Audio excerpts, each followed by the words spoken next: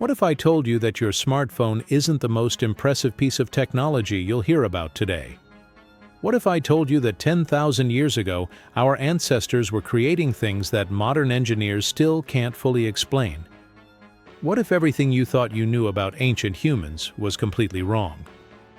Stay with me because what you're about to discover will shake everything you learned in school. We've been lied to. Not intentionally, maybe, but lied to nonetheless. We grew up thinking ancient people were primitive, cave dwellers, club carriers, grunting proto-humans who barely understood fire. But here's the truth nobody talks about. 10,000 years ago, humans were building structures that required mathematical precision we struggle to replicate today. They were performing brain surgery with higher survival rates than Civil War doctors. They were creating materials that have outlasted modern concrete. I'm not talking about aliens. I'm not talking about lost civilizations with flying cars. I'm talking about real humans, our actual ancestors, who possessed knowledge that makes us question everything. My name's on the research. I've spent months digging through archaeological reports, academic papers, and interviewing experts who've dedicated their lives to these mysteries. And what I found changed me. By the end of this video, you'll never look at ancient history the same way again. You'll question why we don't learn this in school, and you'll wonder what else they're not telling us. Let's start with something that shouldn't exist. Section 1. The Temple that Rewrote History. In 1994, a Kurdish shepherd in southeastern Turkey noticed some strange stones sticking out of the ground. He didn't know it then, but he just stumbled upon the discovery that would force archaeologists to rewrite human history. It's called Göbekli Tepe, and it's impossible. Here's why. This isn't just old. This structure is over 11,000 years old. To put that in perspective, this was built 6,000 years before Stonehenge. It was ancient when the pyramids were being planned. But age isn't the shocking part. The shocking part is what it took to build this place.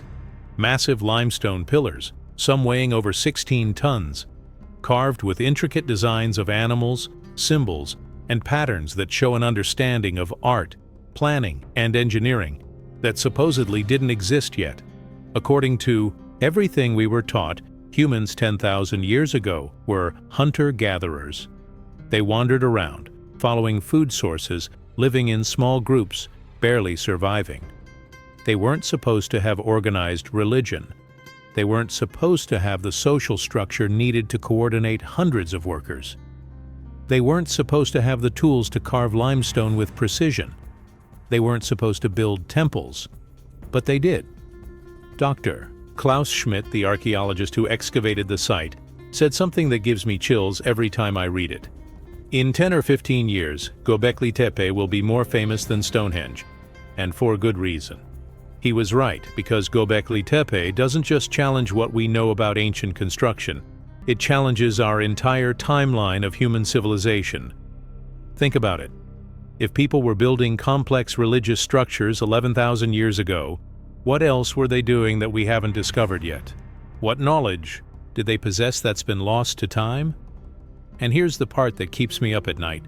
After building this magnificent temple complex, after carving these massive pillars, after creating this architectural marvel, they buried it. Intentionally. They filled it in with debris and dirt, preserving it perfectly for us to find 11,000 years later. Why? Nobody knows. But that's just the beginning.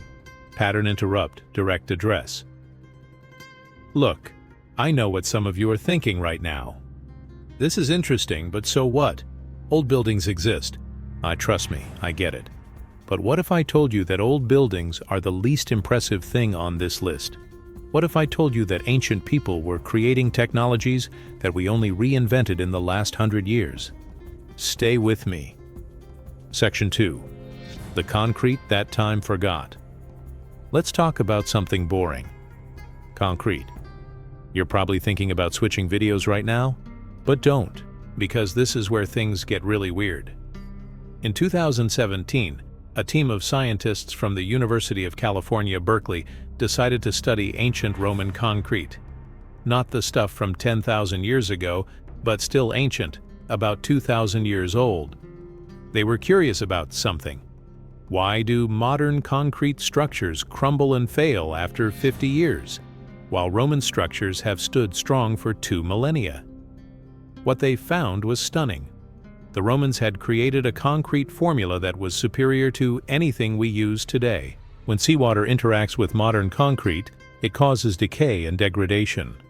But with Roman concrete, seawater actually makes it stronger. Let me say that again. Ancient concrete gets stronger with age and water exposure. Modern concrete gets weaker. How is that possible? The Romans used a specific type of volcanic ash mixed with lime and seawater. This created a chemical reaction that produces a rare mineral called aluminum tobermarite, which reinforces the concrete structure over time. We only figured this out a few years ago. They knew it 2,000 years ago. But here's where it gets even crazier. The Romans weren't the first.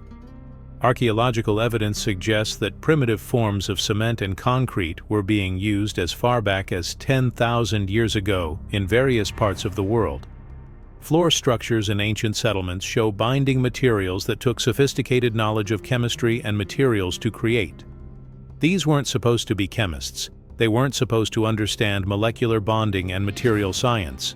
But somebody did, and that somebody lived 10,000 years ago. Section 3. Brain Surgery in the Stone Age. Content warning, this next part involves medical procedures. Nothing graphic, but if you're squeamish, just know that our ancestors were tougher than any of us. Ready? In 1865, a French physician named Paul Broca was examining ancient skulls when he noticed something impossible. These skulls, thousands of years old, had holes in them. Perfect, circular holes. At first, he thought they were battle wounds, but then he noticed something else. The bone around the holes had healed. These people had survived. Someone had cut holes in their skulls, and they'd lived to tell about it. This procedure is called trepanation, and evidence of it goes back at least 10,000 years. Let me be clear about what this means. Stone Age humans were performing brain surgery, not just attempting it, succeeding at it. Studies of ancient trepanned skulls show survival rates as high as 70 to 90%. To put that in perspective, during the American Civil War, over 1,000 years later, the survival rate for similar procedures was around 50%. Stone Age surgeons had better success rates than Civil War doctors. Think about what that requires. Understanding of anatomy, antiseptic procedures to prevent infection, precision tools, knowledge of which areas of the skull could be safely penetrated, post-operative care to keep the patient alive during healing. How did they know this? Some researchers suggest it was used to treat head injuries, epilepsy, or mental illness. Others think it had spiritual purposes, creating an opening for evil spirits to escape. But regardless of why they did it, the fact remains, they could do it, with stone tools, without modern anesthesia, without antibiotics, and people survived. I don't know about you, but that's more impressive to me than most modern achievements, because they had to figure this out from scratch, through trial and error, probably over generations. And they mastered it. Pattern interrupt, emotional moment. Sometimes I stop and think about the first person who attempted trepanation. Imagine being that surgeon, that healer, that brave soul who looked at someone suffering and thought, maybe if I cut a hole in their skull, I can help them. The courage that took, the desperation, the hope, and it worked. That's humanity right there. That's what we're capable of when we refuse to accept limitations.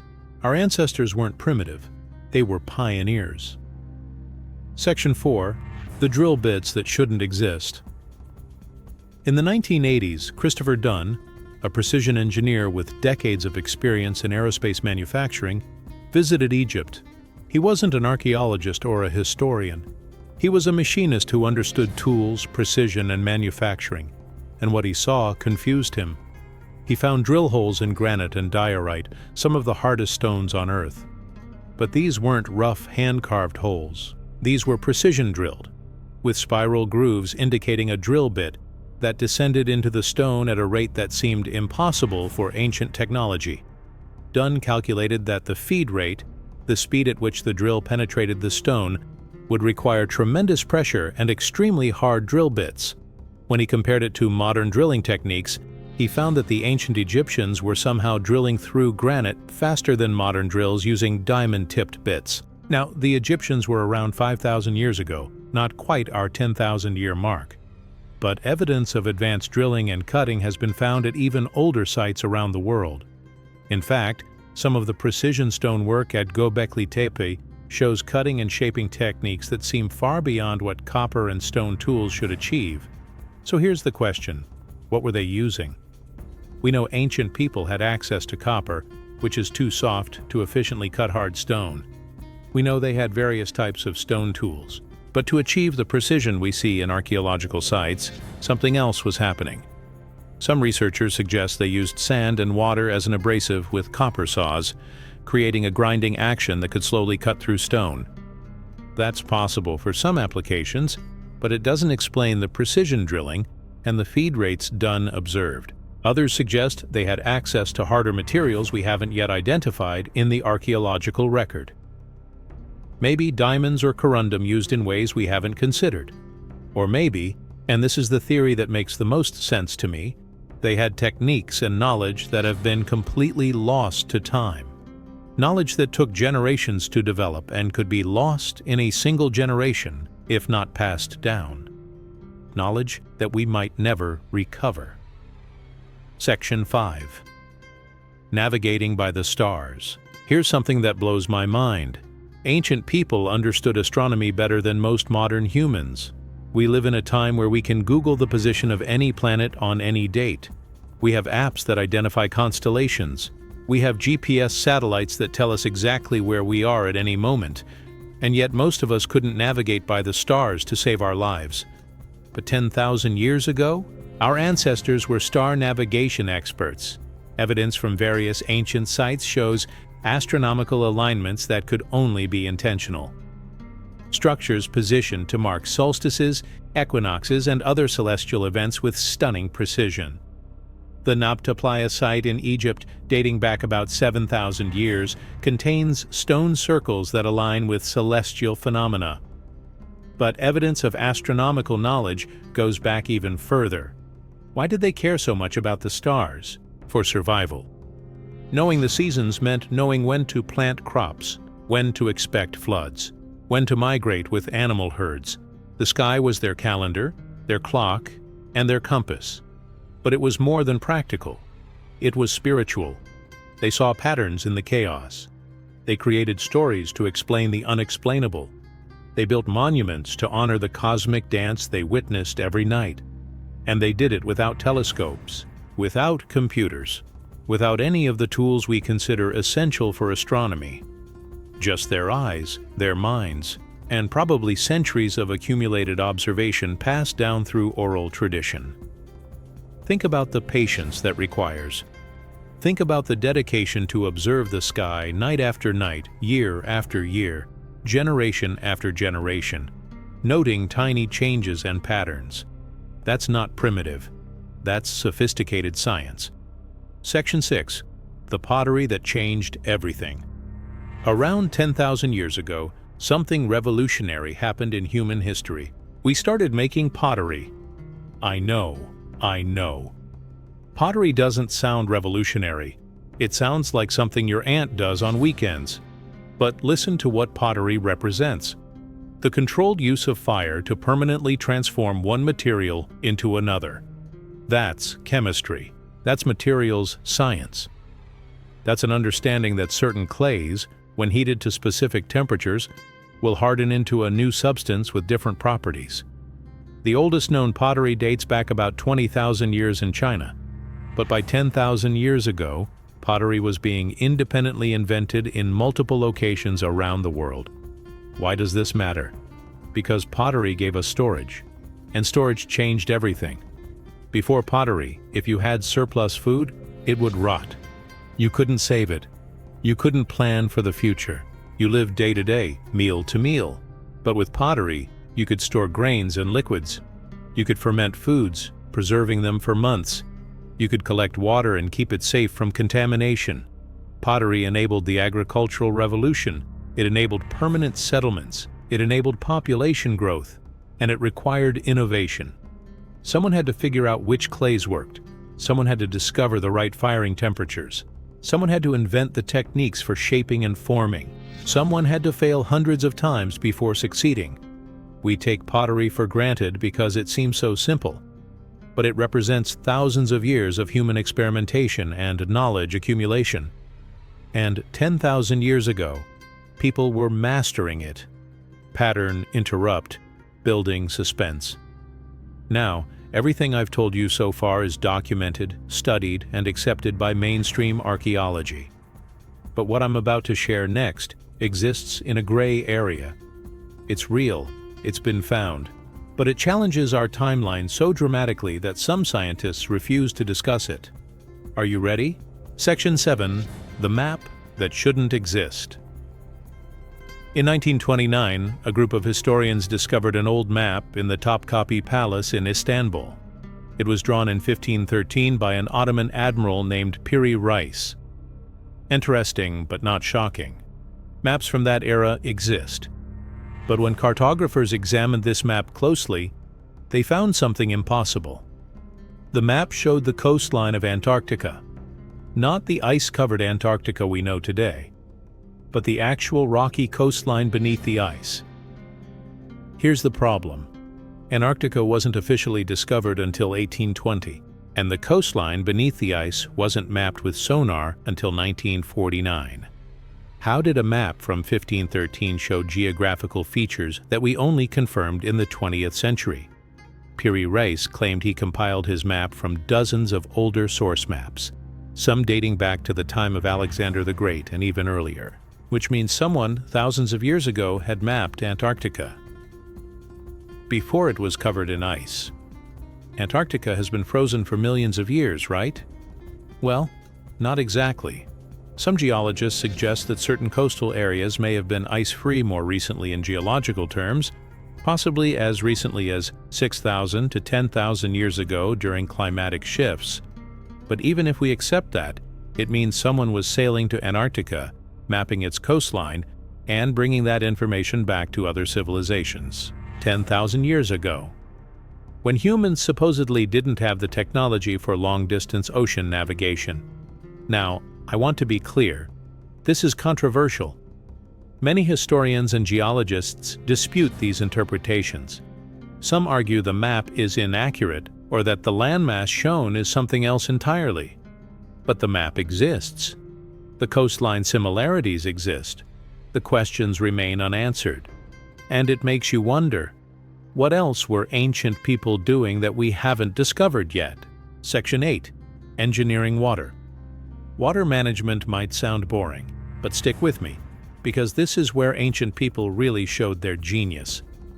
In ancient settlements dating back 10,000 years, we find evidence of wells, cisterns, and basic irrigation. But as civilizations developed, water management became incredibly sophisticated. The Neolithic settlement of Çatalhöyük in Turkey, dating back about 9,000 years, had a water management system that included wells and channels. People were engineering the flow of water to serve their communities. Why does this matter? Because controlling water is controlling life. A reliable water source means you can settle permanently. It means you can grow crops. It means you can support larger populations. It means you can build cities. But creating a well isn't just digging a hole. You need to understand hydrology. You need to know where groundwater exists. You need to reinforce the walls so they don't collapse. You need to prevent contamination. Ancient people figured all of this out through observation, experimentation, and engineering. They didn't have geological surveys or ground-penetrating radar. They had experience and knowledge passed down through generations. And they became experts. Some ancient wells were dug over 30 feet deep into solid rock. Imagine the labor, the planning, the determination it took to complete such a project with primitive tools. But they did it, because they had to. Necessity drove innovation then, just as it does now. Section 9. The Agricultural Revolution. About 10,000 years ago, humans did something that changed our species forever. We stopped wandering and started farming. This is called the agricultural revolution, and it's one of the most important transitions in human history. But here's what's fascinating. It happened independently in multiple locations around the world at roughly the same time. In the Fertile Crescent, people were domesticating wheat and barley. In China, they were cultivating rice and millet. In Mesoamerica, they were developing corn. In New Guinea, they were farming bananas and sugarcane. These regions had no contact with each other. And yet, around the same time, humans everywhere decided to transition from hunting and gathering to agriculture. Why? Some scientists think it was climate change. The end of the Ice Age created more stable weather patterns that made farming viable. Others think it was population pressure. As human populations grew, we needed more reliable food sources than hunting could provide. But here's what really impresses me. Agriculture isn't natural. It's not easier than hunting and gathering. In fact, early farmers worked harder and ate worse than their hunter-gatherer ancestors. Skeletons from early agricultural societies show more disease, worse nutrition, and harder lives than pre-agricultural humans. So why did we do it? Because agriculture, despite its hardships, allowed something else: civilization. When you farm, you stay in one place. When you stay in one place, you build permanent structures. When you build permanent structures, you can accumulate possessions. When you can accumulate possessions, you develop trade. When you develop trade, you create specialization. Suddenly, you have potters, toolmakers, builders, priests, artists, and administrators. You have society.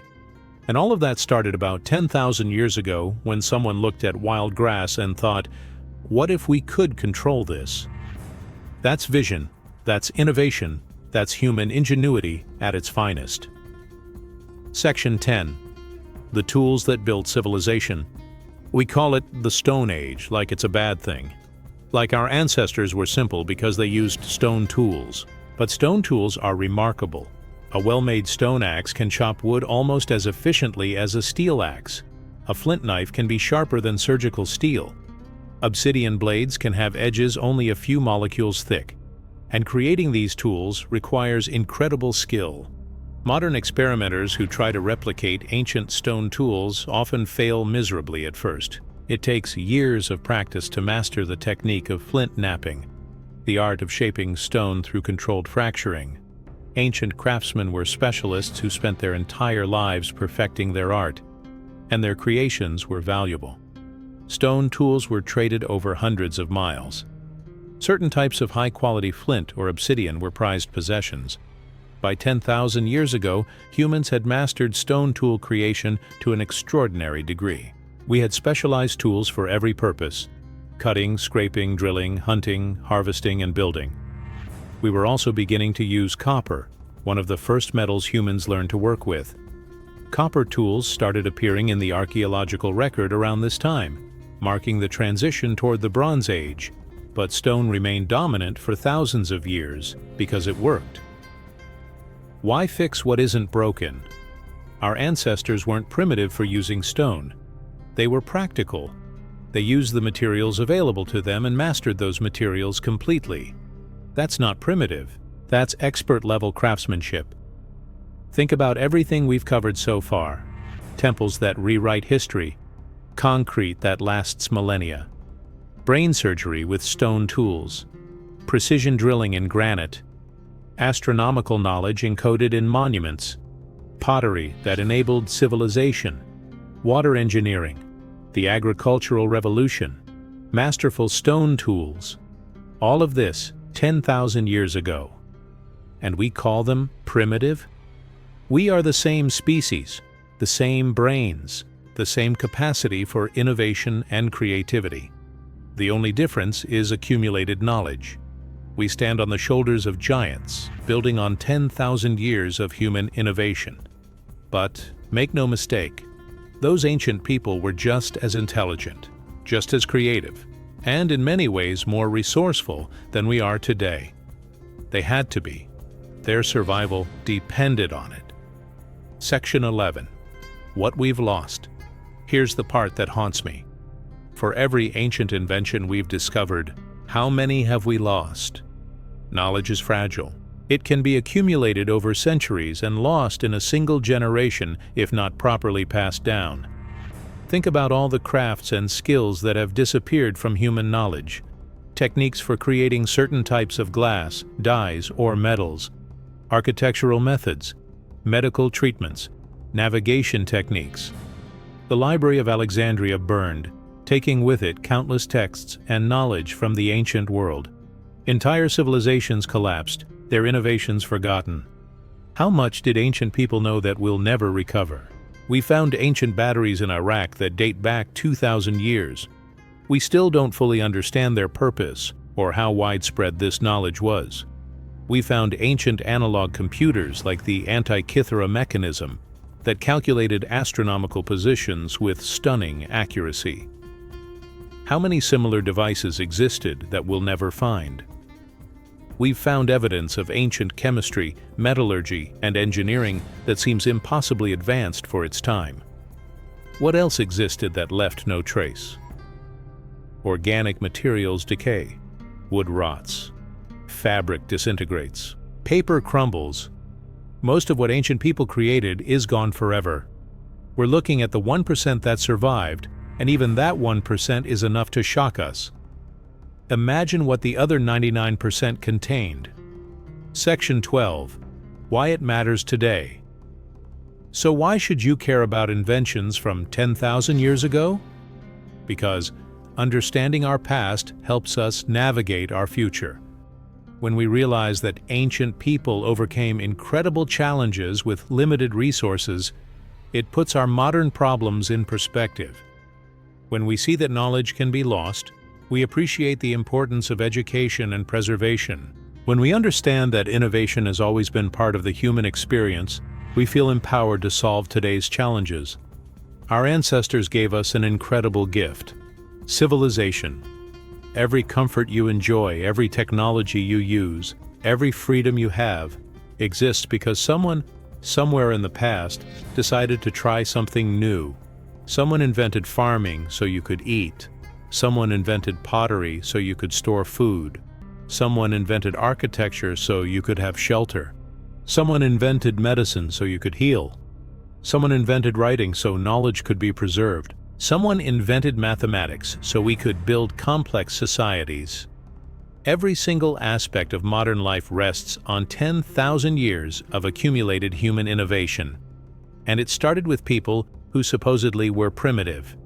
People who had the same brains we do, the same capacity for learning, the same drive to improve their lives and the lives of their children. They weren't less than us. They were us, at an earlier chapter of our shared story. And their story deserves to be told. 10,000 years from now, what will people say about us? Will they look at our smartphones and social media and think we were advanced? Or will they discover things about us that challenge their assumptions, just as ancient inventions challenge ours? Will they understand that we, like our ancestors, were doing the best we could with what we had? Here's what I want you to take away from this. Human beings are remarkable, not because of our technology, not because of our tools or buildings or inventions, but because of our persistence, our creativity, our refusal to accept limitations. For 10,000 years and more, we've been solving problems. We've been innovating. We've been building a better world for the next generation. That's in our DNA. That's who we are as a species.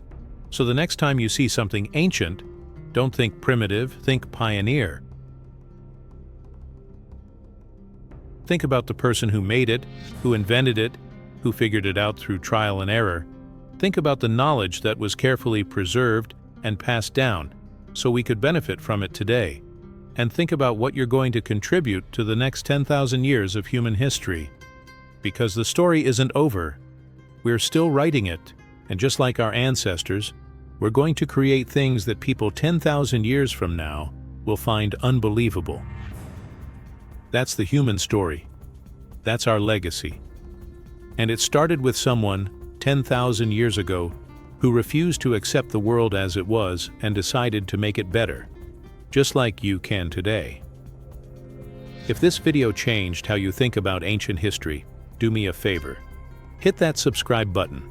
We're building a community of people who question everything and dive deep into the mysteries that mainstream education ignores. I've got more videos coming that will blow your mind, and I don't want you to miss them. Drop a comment and tell me which ancient invention shocked you the most, or tell me what topic you want me to cover next, and share this video with someone who loves history, mystery, or just mind-blowing facts about our world.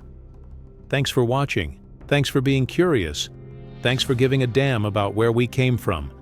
Because understanding our past is the first step to creating our future. I'll see you in the next one.